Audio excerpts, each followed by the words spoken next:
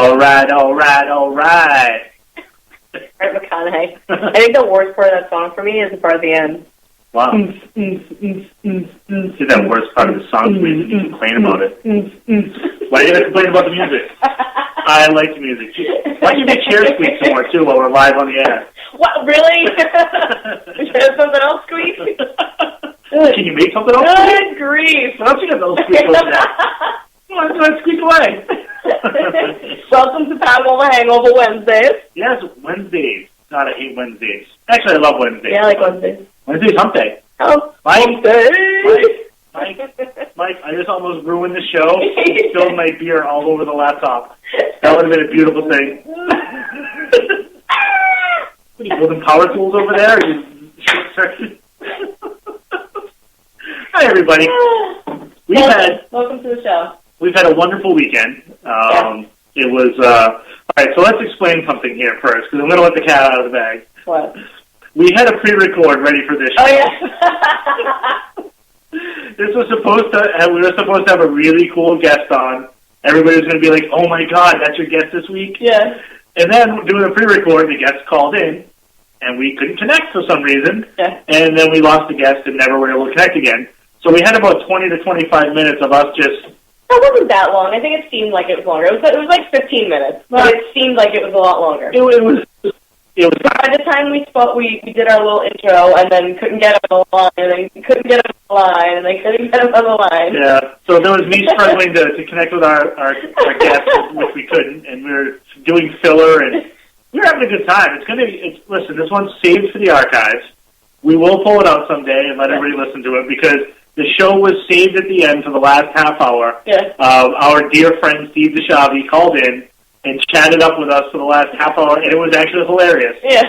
So someday you will all be treated to the lost episode of Paranormal Hangover. Lost episode. Yeah, it's a lost episode, Paranormal Hangover. So that'll be coming to you eventually, but for now, we decided to scrap that, put it in the archives, and bring you a live show tonight. This was actually thought of and decided upon us based off of our experience this weekend. We took an impromptu trip out to the Houghton Mansion, or Houghton Mansion, in North Adams, Massachusetts, one of our favorite places to go and investigate. And we met our dear friend Dom Bouchard out there, Dom Ghost Hunter. Dom was with Steve Cody, Paranormal Steve, and MJ, the Pinup Ghost Hunter. Yep. We met a dear friend, or new friends, I should say. I've known Glenn Williams on Twitter for a couple of years now, but Glenn decided to drive up from Baltimore, Maryland. Yeah, or somewhere in Maryland. Isn't it? It's right around Baltimore, yeah. And he and his wife Susan drove up and spent some time with us at the mansion with Dom and MJ and Steve and Lauren and myself and Mike and Dave Merrick from Houghton. And we had an incredible evening. I'm stumbling over myself because we experienced and saw things that I've never had happen at that place before. Yeah, and more active than it's ever been for me. Yeah, it was quite a night, and being back together with Dom for that night was something I've enjoyed, because Dom is if you've never met him, someday you will. He's a very special person, and to me anyway, because we share a very similar passion for the paranormal. And we had a blast. We saw things. Dom experienced. Dom doesn't get scared of anything, and he actually came up to us during the night because he ventured into the basement by himself. Well, let's let him explain it. But okay, we'll let Dom explain it. But this is so. Anyway, now you know Dom is going to be our guest tonight. Yeah, we're bringing Dom Ghost Hunter in this evening. You've got to listen to this guy because he is just so full of passion, so full of energy. And he is going to tell everybody about what happened to him at the mansion. Yes. So that's going to be in about 10 minutes. Yep. Before that happens, we have a lot of things to talk about. Do we? We do. Like what? Well, we have an event this weekend. Yeah. We have an event on Saturday at Event Fort Hall in Lenox, Massachusetts. Event Fort was built by Sarah Morgan, J.P. Morgan's sister, back at the turn of the century, or turn of the Gilded Age. Gilded Age, as they called it.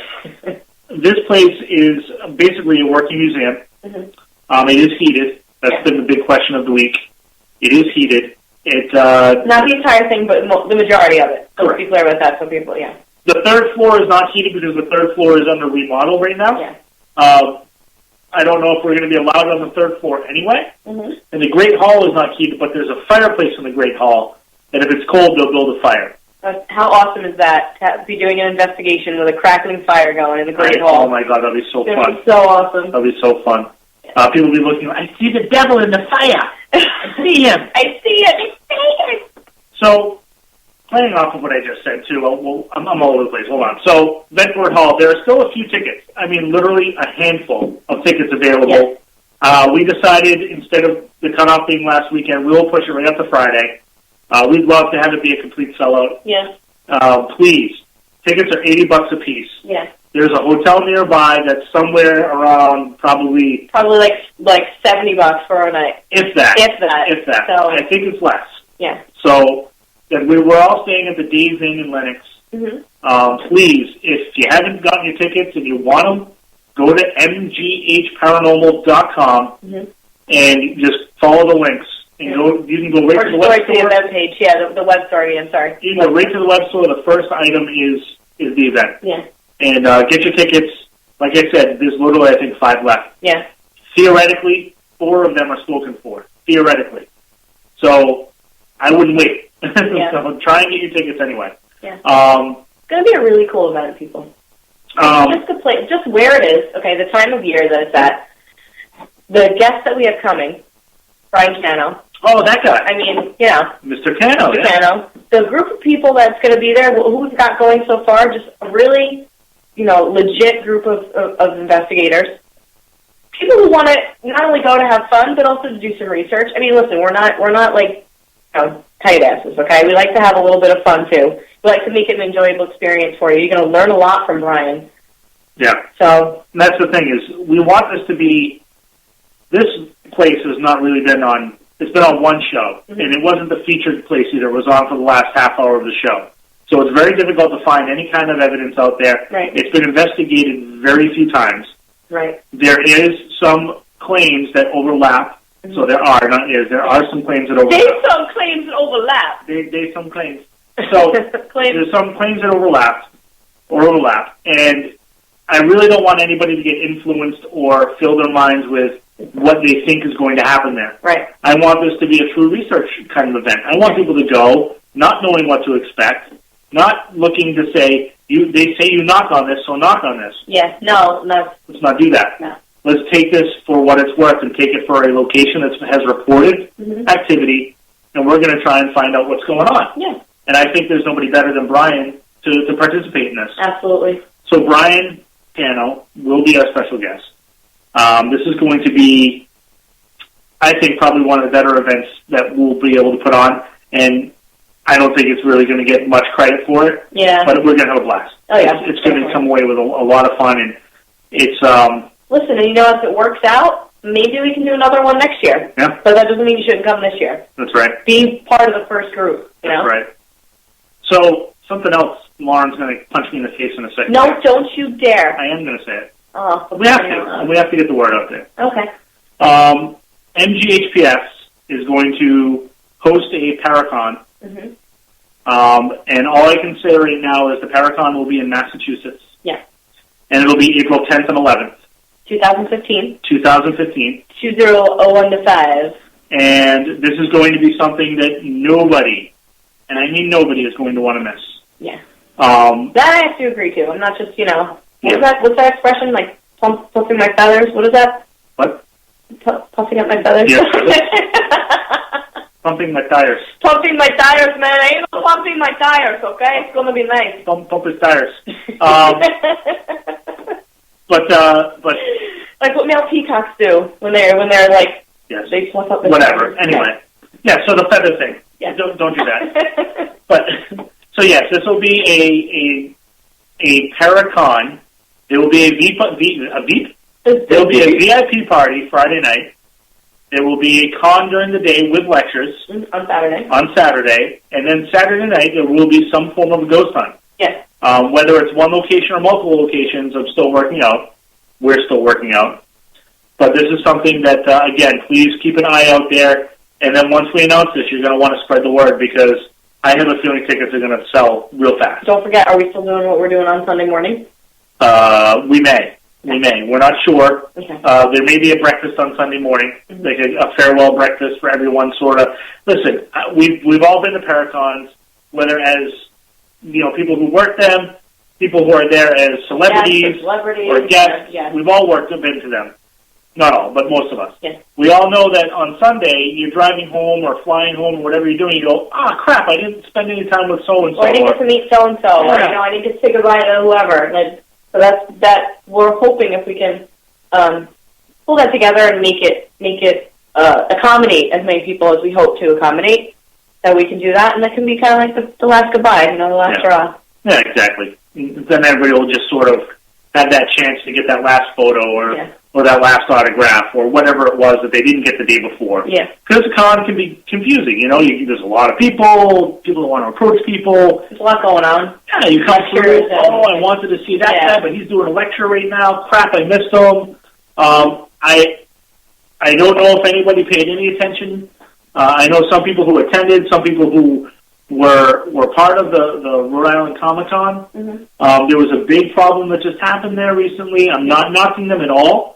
Things just didn't go the way they could have gone. Yeah. And there was a lot of people who weren't admitted into it who purchased packages and tickets.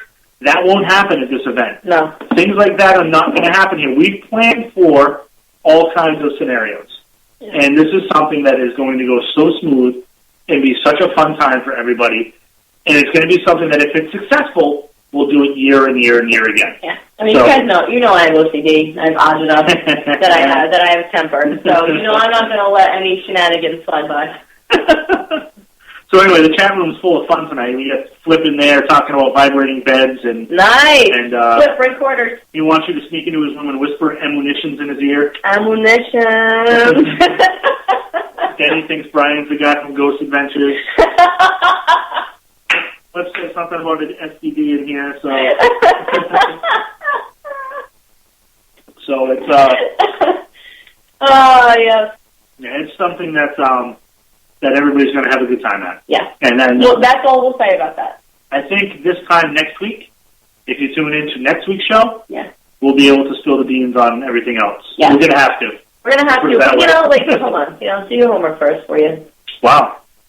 You do your homework. Read the book first before you do the book report, okay? I read the book, okay? Mm-hmm. I read it from front to back. Like a Boston area book report.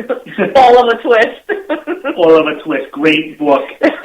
Freaking awesome guy, that Oliver. So anyway, what do you want me to park my car? Am I going to go park my car now? Oh my God! Do you remember Alex Trebek trying to do the Boston accent? Oh. Park my car and have it yet. Oh, this is amazing. So anyway, so we have that. Wow, you literally just crap all over everything I do. Everything. Every single thing you do, I crap on it. You're right. I know how much you love shit, so. Hey, crap. Sorry. So I said crap. Wow. Wow, look at that. Poo-poo. Flip's not a big deal or anything, but he was confident at Rhode Island Comic-Con. Wow. Wow. Well, I'm sure his pimp reimbursed him for it, so. That's right. Right. Before we put Dom on, before we bring him on, we should thank Mr.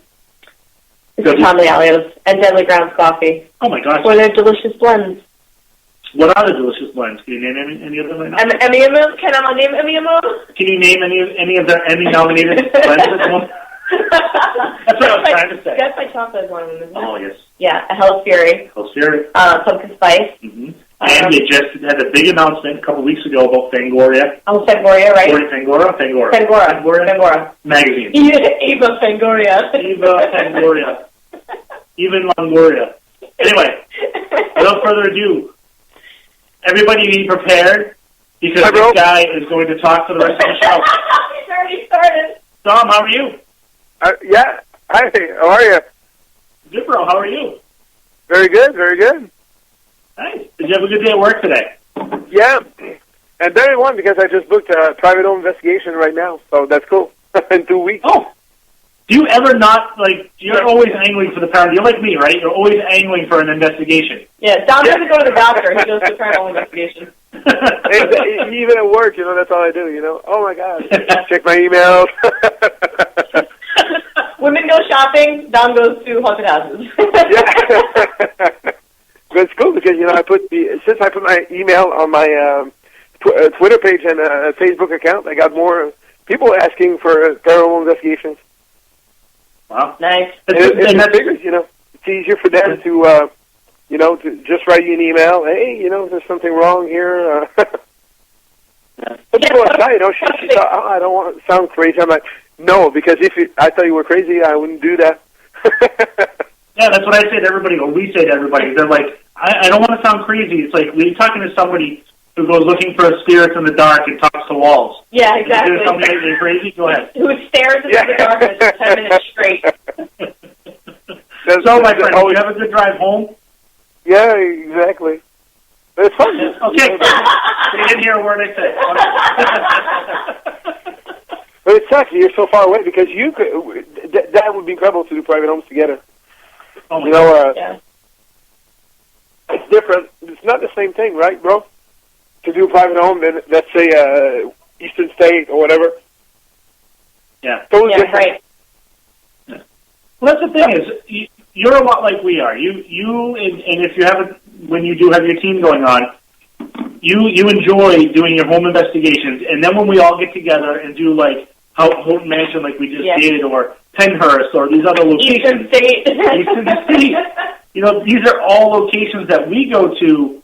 I don't want to say to blow off steam, but to sort of work on some of the things that maybe we won't do in somebody's home. Correct? Exactly. And also as a gift, like, oh my God, this is a cool location. It's fun, and we get to see people we don't see often, like you or, but, private homes, if I was able to do the inn in Laos, it's different.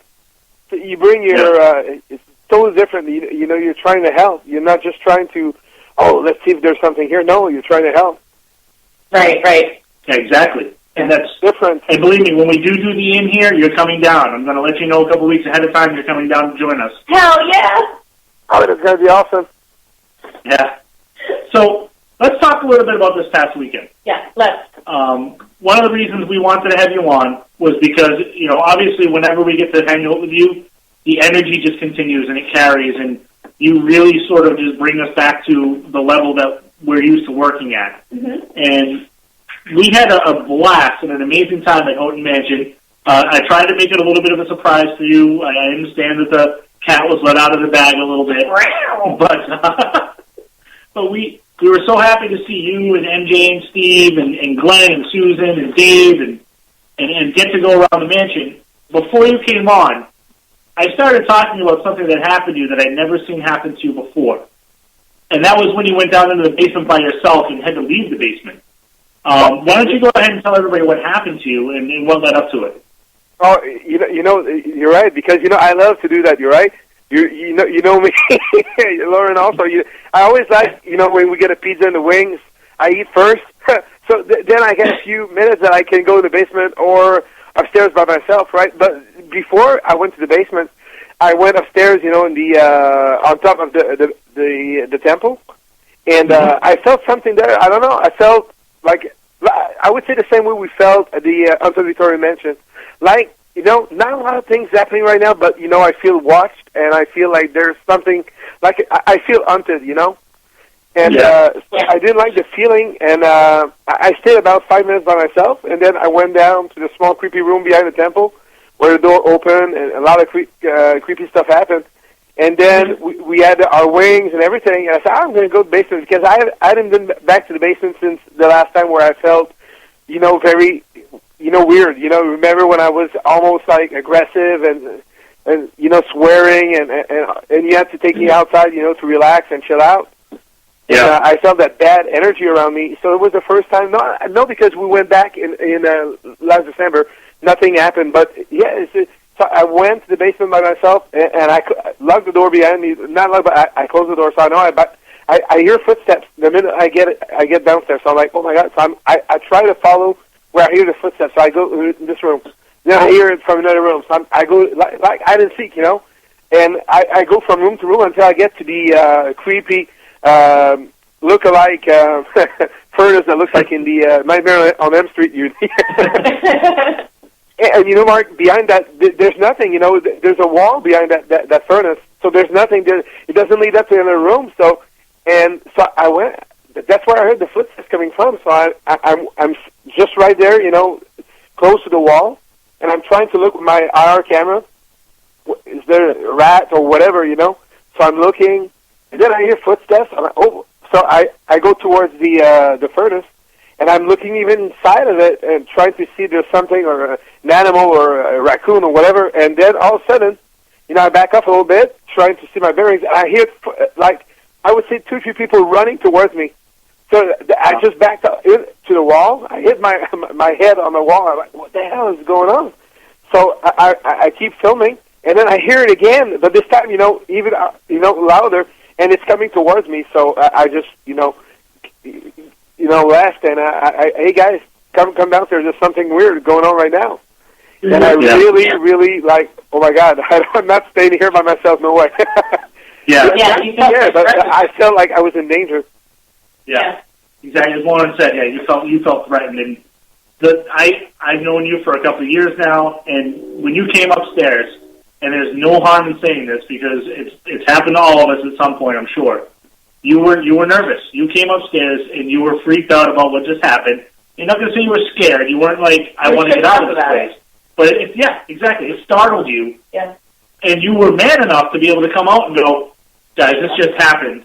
I want to go back downstairs, but I'm not going alone. Yeah, and we did. We all went with him. Yeah. And that was the room that I stepped in there with Mike, and a shadow jumped out at me. And I jumped back and went, holy shit. Yeah. We were there for about 2-3 hours, and it was nonstop. The K2 Ghostbox responses, and that was incredible. Of all the times I've been in a dimension, that was the first time that it felt almost like it didn't want us there. The whole evening, even when I went to sleep, I had that dark shadow keep going up and right and left in front of the window, and I was trying to debunk it. Like, what the hell is that? And it's the same room that Glenn cut the dark mist. That shadow goes the doorway. So I'm sitting right there, but this time around the shadow seemed to be on the far end. Where the chair and the big glasses, and that's where the restrooms are. So maybe it's a shadow coming in from the restroom. So I close the door, and that shadow kept on moving. And when I was finally like, what the hell is going on? I sit at the end of my bed. That's the second time I was startled during this investigation, and that dark mist came towards me very fast. Wow. And I was like, oh my God, now it's time to go sleep. Yeah. Because I was by myself in the room. Susan and Glenn just left to go in the basement. So and when they came back, I'm like, are you see? And Susan saw it. Susan saw that dark shadow keep going left and right in front of the window. So I was trying to figure out, is this, somebody outside or no, because it was inside the room. It didn't seem like, I don't know, it's hard to debunk, or the whole night was weird. Yeah. I mean, and where that room is located, you're not going to get a shadow of someone off the street in that room. So you're not going to get a reflection of anybody. And even if someone was walking by in the hallway, you're not going to get that kind of a reflection in that part of the room. There was nobody because Don was one of the last people to go to bed. Yeah. So there was nobody up on that second floor. Yeah, it was the first time I went to bed before you and Mike. The first time, that you guys go to bed before me. Usually you always, I'm sleeping and you're still investigating, You're younger than me. Oh, wow. Me and Don Glenn's coming this time around. I'm the younger, I'm not going to be the oldest guy around. And you know what? Glenn is younger than me, so I'm like, oh my God. You have to bring Pete back with us, Pete Stackman, we need you to make an investigation. Hey, old man Bouchard's sleeping. We can investigate now. Yeah, exactly. Okay, so you had something charged at you down in the basement. Yeah. It startled you. You came upstairs. We had gone back down in the basement. We were doing a K2 session. Well, not a K2, but an EVP session we were filming. You brought out a REM pod. Mike did a little something maybe to upset someone down there. And all of a sudden, all heck was breaking loose because we all felt the tension in the air. We all felt the anxiety coming from whatever energy was around us. Yeah. And every time Mike spoke, that K2 was spiking to the red. Yeah. Oh, that was incredible. That was incredible. Yeah. It really felt like, that anger was directed towards Mike. Really felt like it. It really was. That was something that, and I think we all agree, that whatever happened, as soon as that moment happened, things got a little more negative. Yeah. Like we said, the tension was building, and every time he spoke, it wasn't like, oh, it's red. No. It was red. It kept, and just to back up for a second, there's nothing down there that would cause that. No. We all have been down there. We've used the K2s. We've used millimeters, any kind of EMF detector down there. There's nothing that would cause that to happen. We all checked our cell phones. I didn't have my cell phone on me at all. They were either non-existent or in airplane mode. Yeah. There was no reason for this to happen. Yeah. There was nothing else there that would cause an EMF spike. Not only that, but we kind of did a small test. Like, I would say something, you'd say something, Dom would say something. Who else was down there with us? And it was like nothing. Maybe green. Every time Mike said something, bright Christmas light red, just vibrating. And I'm sorry if I'm sorry for the listeners that we're going on and on and on about this, but this was an investment. We've been doing this for years now. And Dom's a seasoned investigator. Yeah. I'm a seasoned investigator. Lawrence, we're all seasoned investigators. This was one of those investigations you need to talk about a lot. This was one of those WTF moments. Yeah. Yeah.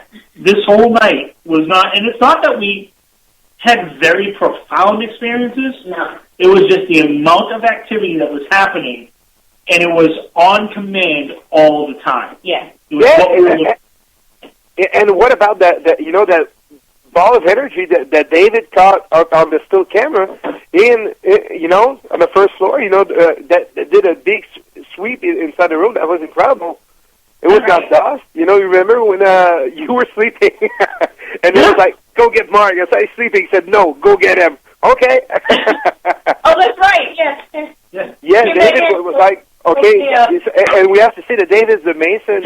He investigates the mansion every week for, I would say, how many years. So for him to be impressed by something, I'm like, okay, we got something here because David, he's there all the time.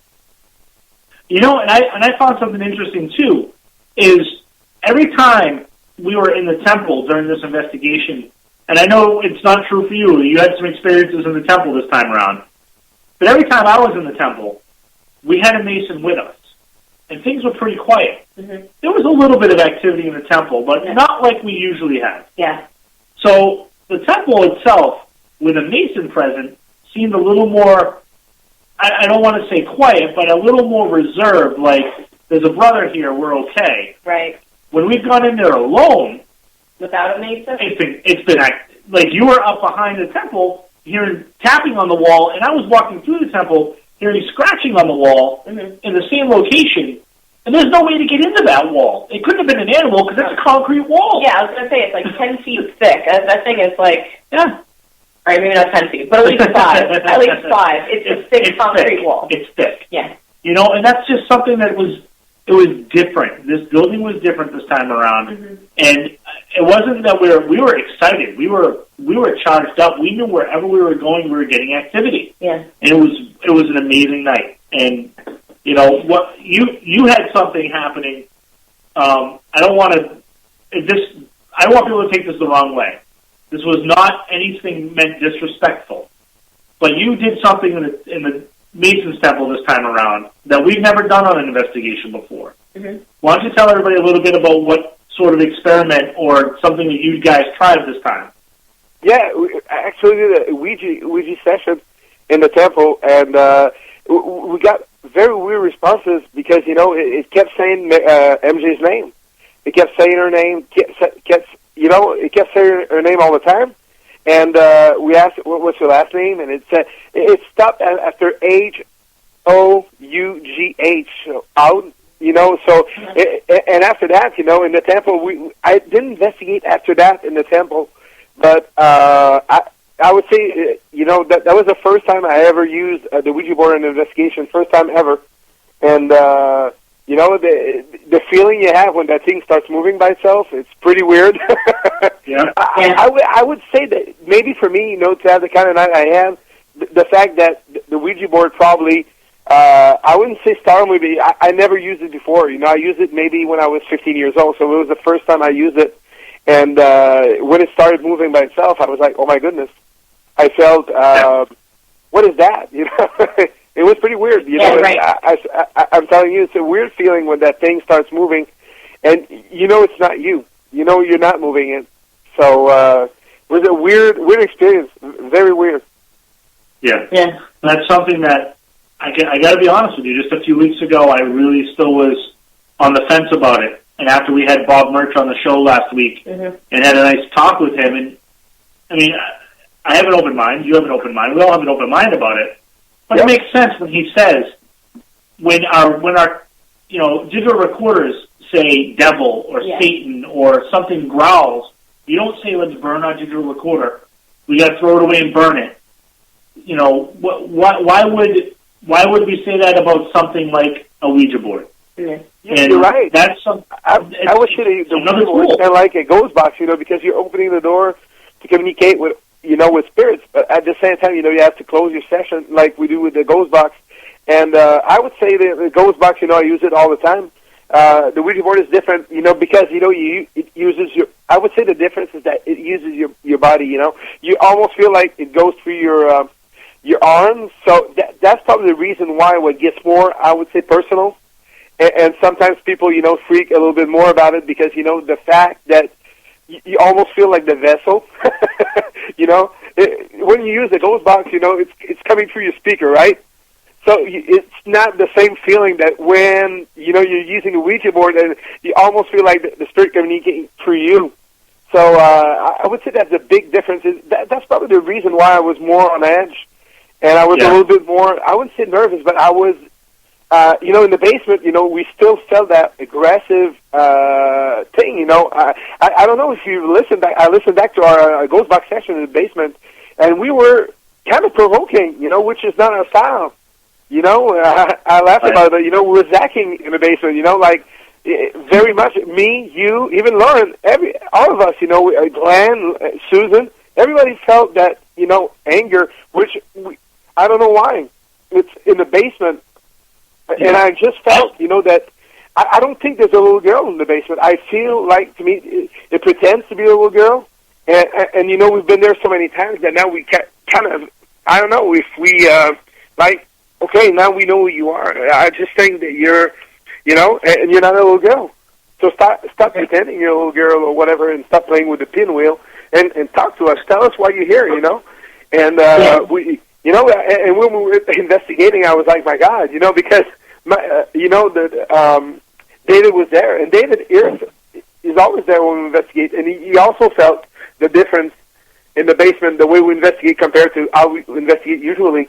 He told me, you know, you guys were, well, I don't know why in the basement you feel like that. I told him I have no idea. There's something there that just makes us on edge and makes us feel like that anger or whatever it is. And that's the reason why we keep wanting to go back to Dimension, you know, because we feel like, you know, every time we piece the puzzle together a little bit more. And this time around, I feel like we piece some more pieces of the puzzle, but there's still so many ones to you know? Yeah. See, I believe that Laura's there. I believe there's a little girl in the basement. I do believe that. I believe that she gets forced out or suppressed by something else down there. Because when we brought her a doll, we usually bring her something. Yeah. We brought her a little teddy bear, and as soon as we put the teddy bear down, the K2 started lighting up. Right. So it was as if she was like excited that there was a new toy. Yeah. She came over and checked it out, and then all of a sudden, gone. Yeah. And she didn't spin the pinwheels. I didn't feel that loving little presence around. It felt like a scared presence with something else. Yeah. Exactly. And we heard humming. We all heard humming with our own ears. Yeah, with our own ears, we all heard that. We all heard stuff going on, but she wasn't in the middle. She wasn't around us. So when this was all going on, and like you said, you started the spirit box session, and we all started feeling that negativity. We all got, like you said, we started, I hate to say it because I actually do respect the guy as an investigator, as whatever anybody says. I don't care. Yeah.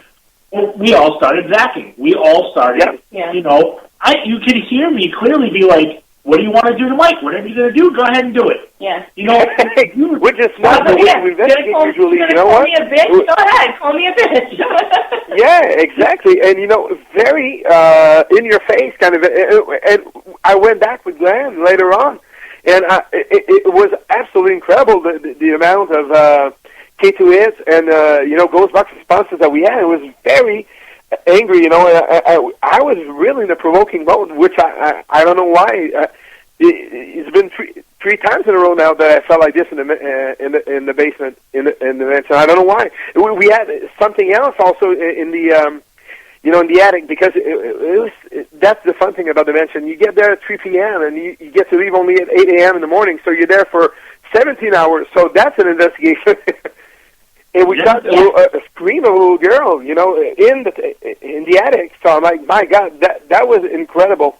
Like you said, it's the amount of evidence that we caught this time around that is incredible. It's like sometimes you don't catch, a tenth of all what we caught this time around.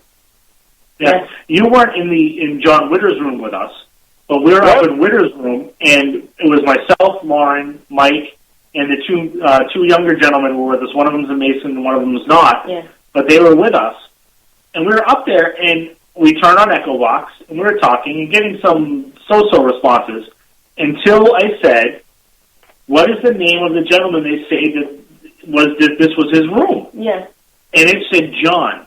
Clear as day. First answer, John. I said, and we were like, oh, my God. And then I said, what was John's last name? And it immediately says Winters, because that was John Witter's real name was Winters. Yeah, I'm like... And it's like right now. But it was immediately like, holy crap! There was no mistaking it. The guys heard it. They'd never heard Echo Box before. They heard it. Yeah. So we were all we asked a few more questions. All jazzed up about it. The energy went through the roof in the room. So then, because Mike was also firing off a cap gun in there, because John committed suicide using a gun. So Mike was firing off a cap gun as a trigger object. Mm-hmm. And again, that feeling came over me where all of a sudden I'm like, John. I go, there's a gun right there. Why don't you pick it up and shoot yourself? What's going on? And all of a sudden, I started, wanting to provoke again. Yeah. I didn't know what was up, so we calmed down.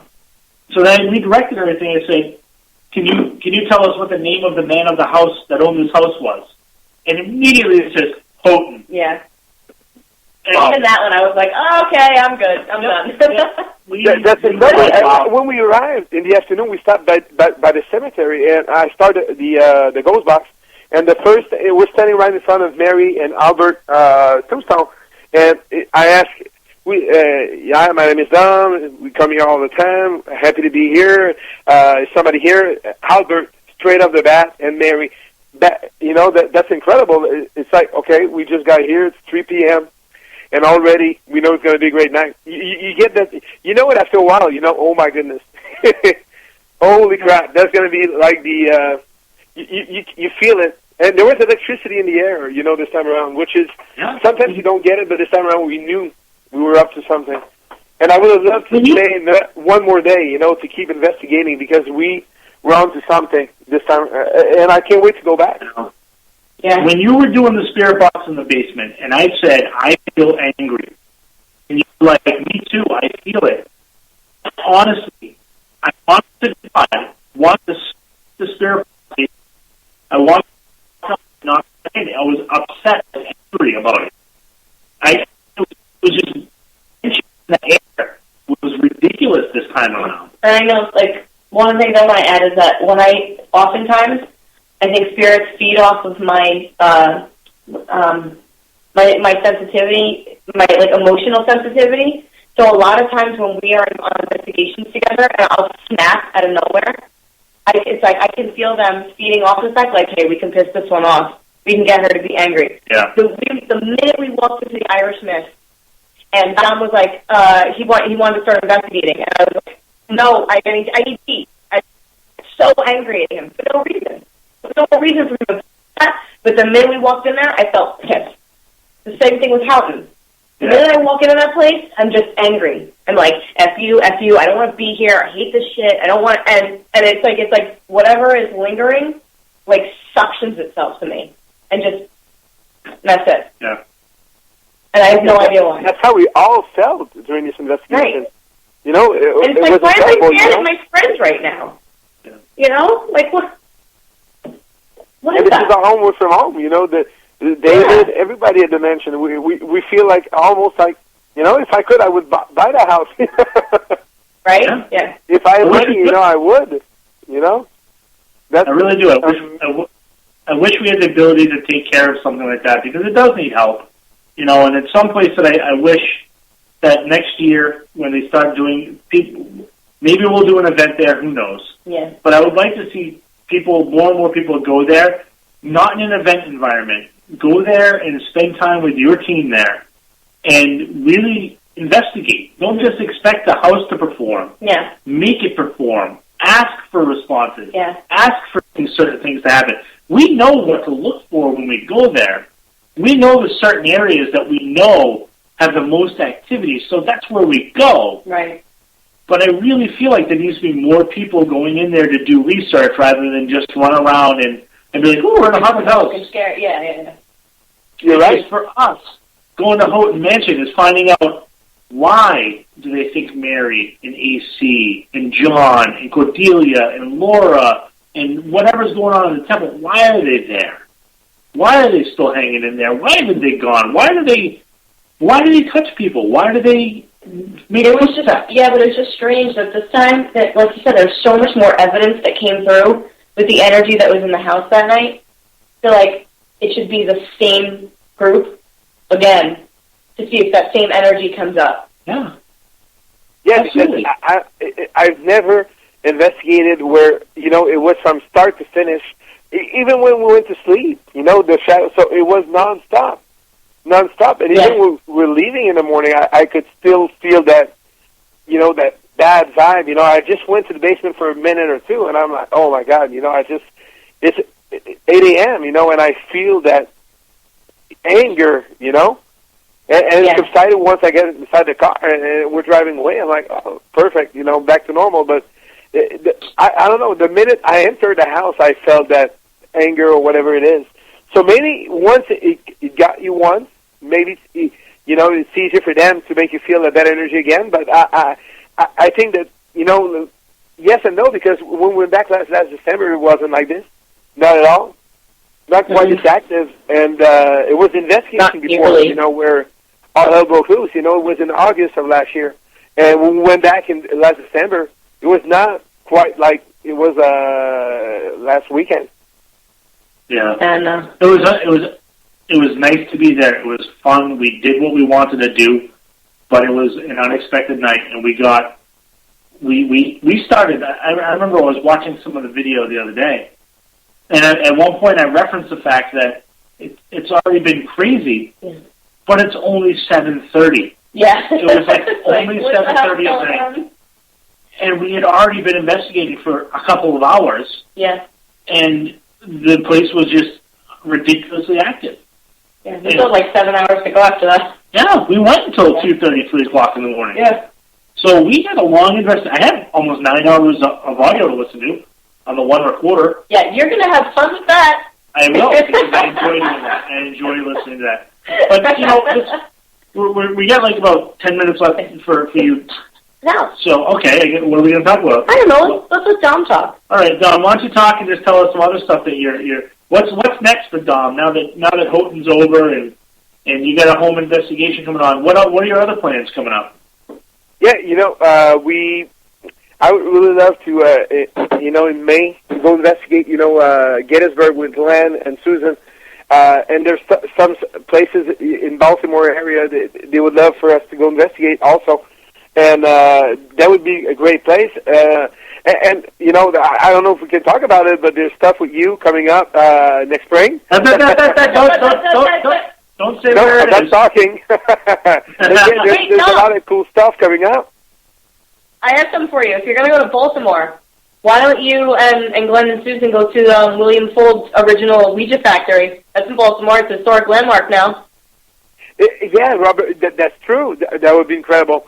You know, to investigate with Robert, I would really love to, because this guy, you know, we talk about people, you know, that are in the field for the good reasons.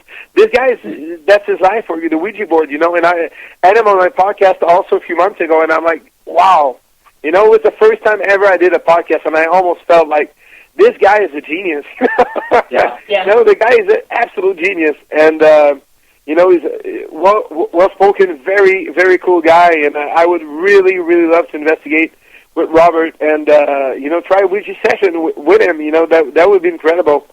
And also, you know, Chris and Brian from Scared, I would love to go to Staten Island. I had Chris on my podcast yesterday, and that's what we're talking about. You know, we could do a Can-Am, you know, Scared cool investigation, which would be incredible. That'd be awesome.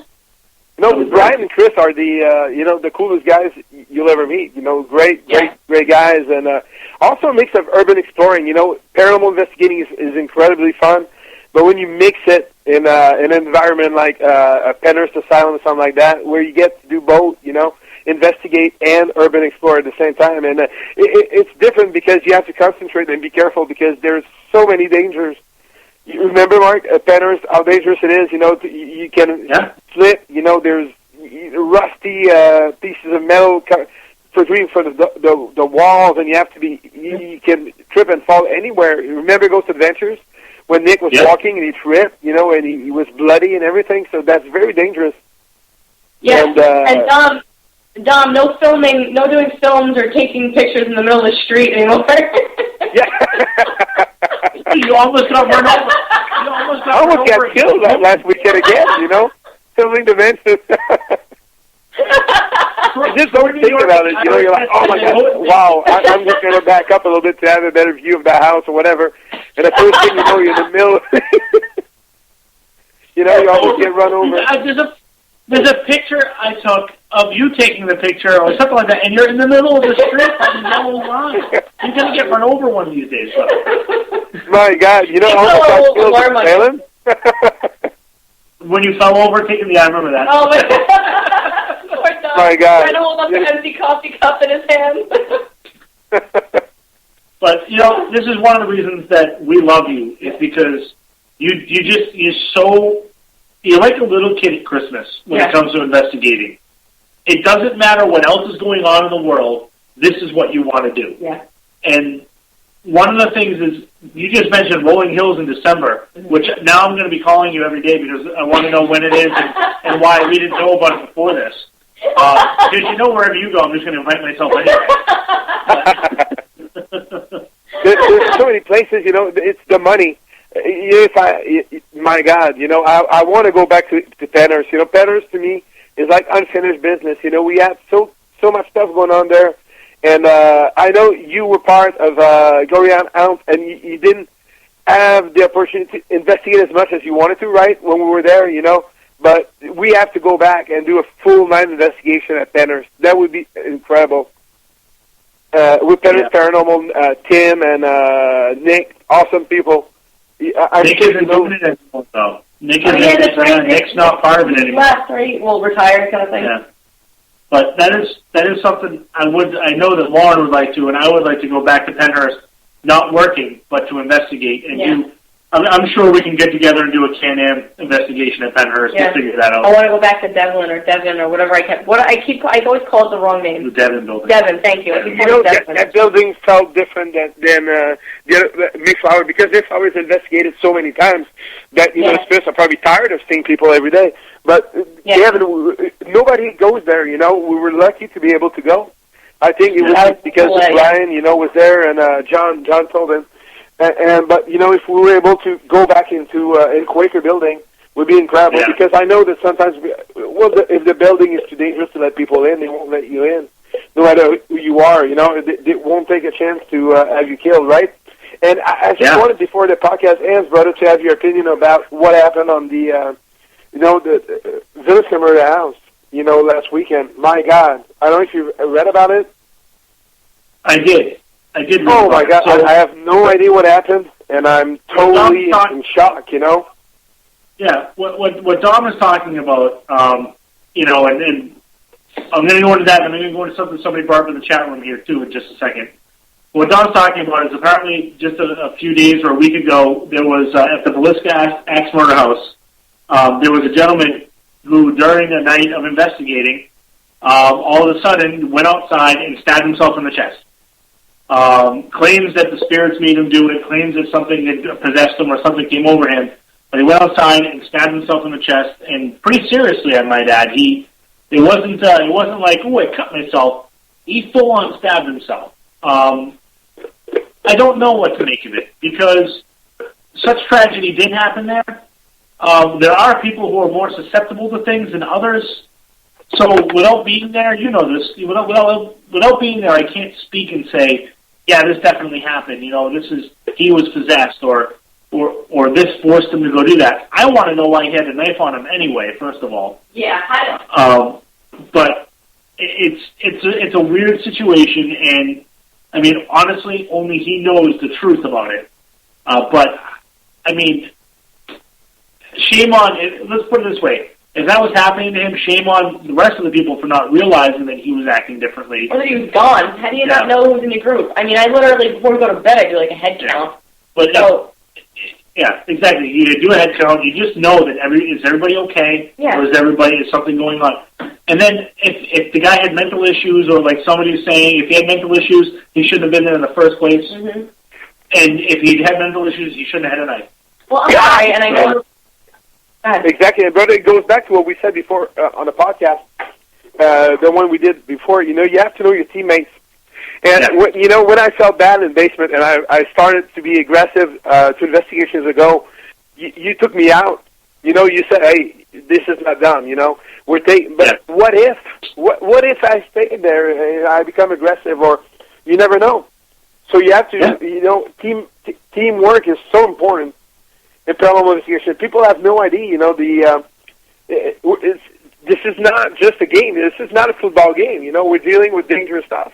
And we've been there, and luckily you were there. And it could have been the other way around. If I ever see you act differently, or feel that this is not Marc, I'm going to do something. I'm not going to let you there. And this is no fun and games.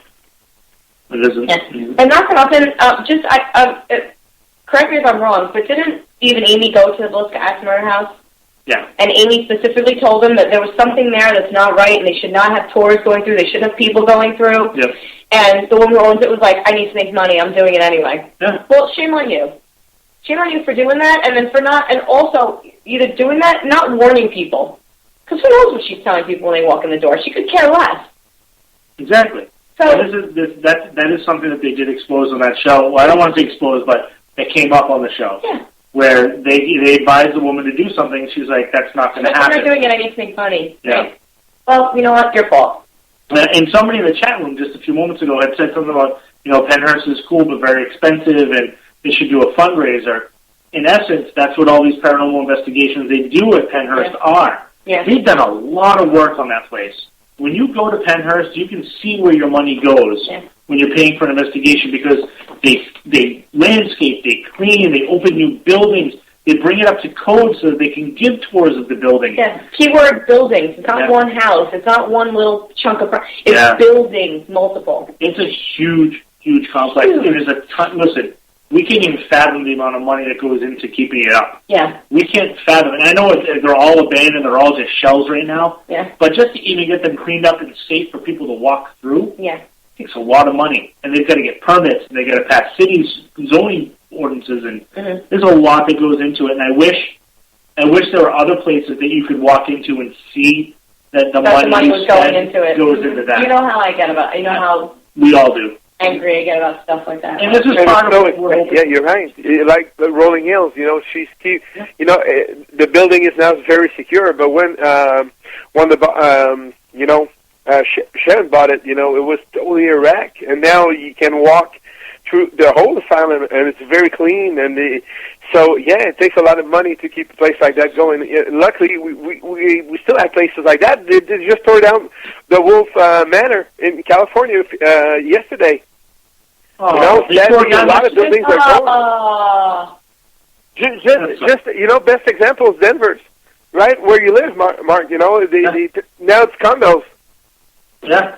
I was talking to Chris on the podcast. Dan, that place was awesome. It was an old abandoned asylum, kind of like Penhurst. And now, condos. Yeah. Look at Lizzie Borden. Perfect condition. You know that the money that you're paying to go there goes into that place because it's gorgeous. Exactly. And it's a piece, it's a piece of history. Imagine if the Lizzie Borden's, the Penhurst are gone, Denver's, by Barry in Philadelphia. There's so many of them going every year, they're turning Waverly Hills into condos. That's sad. Yeah. That's like, my God, if I was a billionaire, I would keep all of them places running. Yeah. It's sad because some of these places that could possibly be museums are becoming so run down that they become an urban exploring, a place to go urban exploring, rather than a museum that what they should be. Yeah. Well, that's the thing. There's a lot of, listen, we're involved in this, so it's fair to say that we tend to lean towards the everything needs to be preserved. Mm-hmm. There are other people that go, it's an abandoned insane asylum, who cares, nothing's going to happen here, let's build condos. Mm-hmm. So it's fair to say that we all are sympathetic to it, where others are. Well, they talk about places like Penhurst and Rolling Hills where you have like this vast expanse of buildings that you can't really take care of. Fine, but places like Hammond Castle should not be allowed to crumble to the ground. That's You're right. Not right. Best example, Hammond Castle, such a beautiful place, but you can see there's a lot of money that should be put inside, and one of these days, somebody's going to fall through, and that's what happens. Yeah. Just take one accident, and then the building gets shut down. Yeah. The sad part is, I believe if right now I were to say, hey, if we could somehow tap into every paranormal investigator in the country right now, and they listen to Paranormal Hangover, and we said, hey, they can find you. Well, they can find me on Facebook, Dumb Ghost Hunter Paranormal, on Twitter @Dumb Ghost Hunter, and that's basically where I live. You can't. If I'm not tweeting, I'm sleeping. Or eating. Oh my God, brother! Yeah, and you know what? I can eat and tweet, no problem. Brock Lesnar's got a T-shirt: eat, sleep, conquer, and repeat. Beats eat, sleep, tweet, and repeat. There you go. Dom, thank you so much for coming on. We love you to death, and we'll talk to you again real soon. Thank you so much, Dom. All right, guys. It was always a pleasure, to talk with you, and hopefully, we'll investigate the hen soon, before Christmas. Very soon. All right, brother. Take care. Yeah. All right. Thank you. Bye. That was Dom. We love him to death. As usual, not enough time. Not enough time. And I love talking.